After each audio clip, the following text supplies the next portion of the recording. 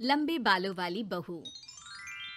अंजलि ने बचपन से कभी बाल नहीं कटवाए होते, जिस वजह से उसके बाल उसकी हाइट से भी लंबे होते हैं। एक दोपहर उसकी मम्मी अंजलि के बाल बांध रही होती है। सुन, लंबे बाल देखने में तो सबको अच्छे लगते हैं, लेकिन जब इनका ख्याल रखने की बात आती है ना, तो कोई तेरे बालों पर मेहनत नहीं करेगा। कुछ समय बाद ससुराल जाएगी, इसलिए क्यों नहीं इन्हें थोड़ा कटवा ले। कैसी बात कर रही हो मम्मी? आप मेरे साथ मेरे बालों पर मेहनत तो करती ही हो, और चाहे कुछ भी हो जाए, अब मैं अपने बाल नहीं कटवा सकती। और आपको वजह तो पता ही है। अपनी बेटी को इतना खुश देखकर उसकी मम्मी आगे कुछ नहीं बोलती। इसके कुछ महीनों बाद ही अंजलि की उत्कर्ष के साथ शादी हो जाती है। तुम्हारे बाल बहुत अच्छे हैं, मेहनत साफ दिखती है। मतलब तुम भी इन पर मेहनत करने के लिए तैयार हो? अरे मुझे क्या मेहनत करनी होगी, चलो जो भी हो बता देना, गुलाम हाजिर हो जाएगा मैडम। पति की बात सुन अंजलि हंस पड़ती है। दिन बीतने लगते हैं, सब कुछ अच्छा चल रहा होता है, लेकिन सिर्फ उसी दिन तक जब तक सिर धोने की बारी नहीं आती।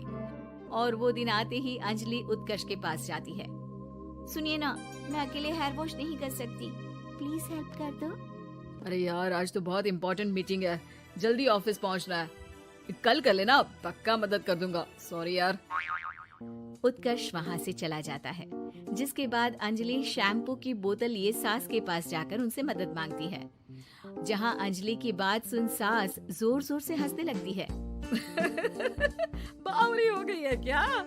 तेरे बाल धोऊंगी, जब अकेले संभाले नहीं जाते तो इतने लंबे बाल किए ही क्यों? ये कहकर सास भी वहाँ से चली जाती है। अंजलि मन ही मन सोचती है, मम्मी सही बोलती थी, तारीफ सब करेंगे, पर थोड़ी भी मेहनत कोई नहीं करेगा। अब अंजलि खुद ही हेयर वॉश करने बाथरूम में चली जाती है। इस बात को 3 घंटे बीत जाते हैं, लेकिन अंजलि बाथरूम से बाहर नहीं निकलती। सास बाथरूम का दरवाजा खटखटाती है। अरे ओ महारानी, अंदर घर बसाने का प्लान है क्या? यहाँ सारे काम पड़े हैं, तेरे बालों की वजह से हम क्या भूखे मर जाएं? सास की आवाज सुन अंजलि अगले ही पल बाहर निकल आती है, लेकिन सही तरीके से सिर नहीं धुलने पर उसके आधे बालों में शैम्पू और बाकी बालों से पानी बह रहा होता है। हाय नास पीटी, इतने घंटे लगा दिए फिर भी इन्हें ठीक से धो कर नहीं आई। अब क्या सारे घर में पानी पानी करती घूमेगी? अरे कहीं मुझे ही ना गिरा दियो।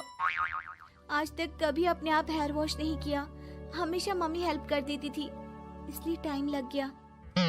अंजलि और उसके बालों से टपक रहे पानी का हाल देख सास अपनी ही जान बचाने के लिए बहू को दोबारा बाथरूम में ले जाकर उसका अच्छी तरह हेयर वॉश कर बालों का पानी निकाल देती है। अब जल्दी काम पर लग जा, और मुझे दोबारा इस घर में तेरी जुल्फों का टंटा नहीं चाहिए। सास की बात मानकर अंजलि चुपचाप काम पर लग जाती है। इसी तरह दिन बीतने लगते हैं, जिसमें अब अंजलि हेयर वॉश के लिए आधे दिन का समय लेकर अपने घर आने लगती है। पर सास को इससे भी दिक्कत हो जाती है, जिसके चलते धीरे धीरे अंजलि के लिए अपने बालों का ख्याल रखना मुश्किल होने लगता है। न तेल लग रहा है, न समय से हेयर वॉश हो रहा है, और बालों में कंघा घुमाए तो हफ्ते बीत जाते हैं। मुझसे अपने बालों की ऐसी दुर्गति देखी नहीं जा रही। इसी तरह दिन और दिनों के साथ महीने बीत जाते हैं, जिसमें अच्छे से ख्याल नहीं रखने की वजह से अब बाल रफ उलझे हुए होने के साथ साथ हेयर फॉल भी शुरू हो जाता है। अब क्या हमें अपने बालों में उलझाकर कूड़े में फेंकने का इरादा है? जहाँ देखो वहीं मैडम के बाल गिरे हुए मिलते हैं। अरे कटवा क्यों नहीं देती इन नासपीटों को? तभी उत्कर्ष वहाँ आ जाता है। अरे कैसी बात कर रही हो माँ, आपके बोले बिना वो सब कुछ कर देती है, और बदले में जब सिर्फ अपने बालों के लिए जरा सी मदद चाहती है तो आप उसे ऐसी बातें सुनाती हो। उत्कर्ष अंजलि को लेकर घर से बाहर निकल जाता है और वो दोनों अंजलि के घर पहुँच जाते हैं। मुझे माफ करना, मैंने वादा किया था लेकिन पूरा नहीं कर पाया।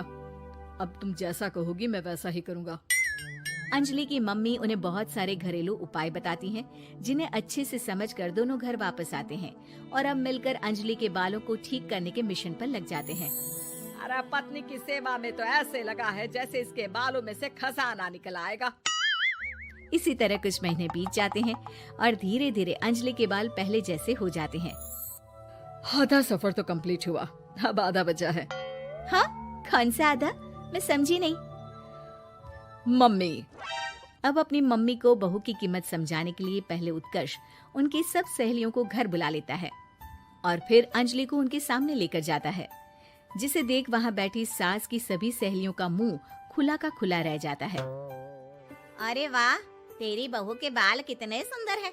आज से पहले हमने कभी इन पर ध्यान कैसे नहीं दिया। और वैसे इतने लंबे बाल संभालना सबके बस की बात नहीं, लेकिन तुम्हारी बहू को देखकर लगता है कि ये इसमें प्रो है। वैसे बहू, लंबे बाल देवी के भी होते हैं और चुड़ैल के भी, इसलिए अपने अंतर्मन में कभी कुछ बुरा मत आने देना और इस घर के लिए लक्ष्मी का रूप बनना। अरे किस बात की, घर की आधी लक्ष्मी तो ये इन्हीं जुल्फों पर खर्चा कर देती है। सास की इस बात पर अंजलि तुरंत पैसे ले जाकर सास के हाथ में रख देती है। अब मुझे सबके सामने नीचा दिखाने के लिए पैसे दे रही है क्या? नहीं मम्मी जी, पैसे आपको इसलिए दिए हैं क्योंकि ये उन्हीं बालों की कमाई है जिन्हें आप रात दिन कोसती रहती हैं। अगर आप वो सब नहीं करती तो मेरे बाल खराब नहीं होते और ना ही मैं ये पैसे कमा पाती। है? क्या मतलब है? कहना क्या चाहती हो? मैं शादी के पहले से ही एक हेयर केयर यूट्यूब चलाती हूँ, जहाँ शादी के बाद और बालों के हाल की वजह से मैं इनएक्टिव हो गई थी। पर उस दिन जब उत्कर्ष और मैं मम्मी के पास उपाय पूछने गए तो आइडिया आया कि अपनी हेयर प्रॉब्लम्स ओवरकम करने के साथ साथ इस प्रोसेस की वीडियो बनाकर उसे भी यूट्यूब पर डाल दूं तो। और अंजलि की इस आइडिया से वीडियो हिट हो गई, चैनल के सब्सक्राइबर भी बढ़े, साथ में व्यूज और पैसे भी मिले जो इसने आपको देने के लिए सोचा। बहू की बातें सुन सास को अपने बर्ताव पर पछतावा होता है और अब सास, बहू और पति सब मिलकर हेयर केयर और यूट्यूब चैनल पर काम करने लगते हैं। लंबे बाल वाली सास। सास बहू की उम्र में माँ बेटी जितना फासला होता है, लेकिन फिर भी ना बहू को सास में माँ और ना ही सास को बहू में बेटी दिखती है। कैसे? ओहो, ये बाल भी ना संभाले नहीं संभलते, इतने लंबे और काले। देखने वाले तो कहते हैं कि बहू सास और सास बहू लगती है। कौन है ये लोग माँ जी? मुझे तो नहीं दिखते जिस सास को बहू समझ रहे हैं। अरे चल छोड़ ना, जा चाय लेकर आ जा और किचन में मेहंदी भिगा देना। और हाँ, दोपहर को पार्लर वाली आ रही है मेरे हेयर स्पा के लिए, तो जरा गर्म पानी तैयार करके भाप की तैयारी भी कर देना। बहू खुद के बाल देखती है जो सूखे, बेजान और बेतरीके से बंधे होते हैं। बहू किचन की तरफ जाती है। यहाँ खुद के बालों को संभालने का टाइम नहीं है, ना ही पैसा, लेकिन सास के बालों पर इन्वेस्टमेंट देखकर हैरानी ही होती है मुझे तो। दोपहर को पार्लर वाली सास के बालों को देखकर बोल पड़ती है। ओहो, ये कैसे बाल कर लिए आपने? 2 हफ्ते से मुझे बुलाया नहीं ना, तभी। अरे वो बहू के कारण। मेरे कारण? मैंने कब मना किया था आपको किसी चीज के लिए? अब तू ही मायके चली गई थी ना, अब मैं घर का खाना बनाऊं या फिर बालों की केयर करूं? तू जाकर पानी लेकर आ। इस बार मैं जो मसाज करूंगी ना, थोड़ा महंगा है, लेकिन अरे महंगे की चिंता ना कर, बस ये जो डिम्पल कपाड़िया जैसे बाल है वो शबाना आजमी जैसे ना हो जाए, इसका ख्याल रख। अब क्या था, सास के बाल पर जो बजट था वो घर के किचन के बजट जितना ही था, लेकिन बहू बेचारी करती क्या, बहू जो ठहरी। एक बार सास बहू मॉल में घूमने जाते हैं। माँ जी, एक ड्रेस लेना है, चलिए ना जरा डिजाइनर शॉप तक। हाँ चलो, वैसे भी बाल गीले हैं, थोड़ा बाहर घूमूंगी तो हवा से सूख जाएंगे। सास बहू दोनों मॉल में घूम रही होती है। सासू माँ, वो रहा मेरा स्टोर। अरे रुक, क्या है ये? जावेद हबीब। अरे चल तो जरा देखे तो। हाँ चलते ना माँ जी, बस एक ड्रेस ले लूं। अरे ले लेना ड्रेस बाद में, किसने मना किया है लेने से? सास जावेद हबीब के पार्लर में जाती है, जहाँ सेल्स गर्ल उन्हें पकड़ लेती है। अरे कुछ बालों को सुंदर रखने के लिए क्रीम पाउडर दिखाओ ना, वो क्या है ना, थोड़े बेजान लग रहे हैं। क्यों नहीं, वैसे ये नया प्रोडक्ट लॉन्च हुआ है, इससे आपके बालों की खूबसूरती 4 गुना बढ़ जाएगी। इसे लगाने के बाद ना आपको हेयर स्पा करने की जरूरत पड़ेगी और ना ही किसी महंगे शैम्पू की। बस ये लगाइए और पूरे मोहल्ले में बाल चमकाइए, लहराइए और इतराइए। अरे वाह, कितने का है? इतना सस्ता कि आपको हंसी आ जाएगी। तो एक काम करते हैं ना, पहले हम हंसी लेते हैं, क्यों? ये जरूर आपकी बहू होगी, है ना? कैसे पता?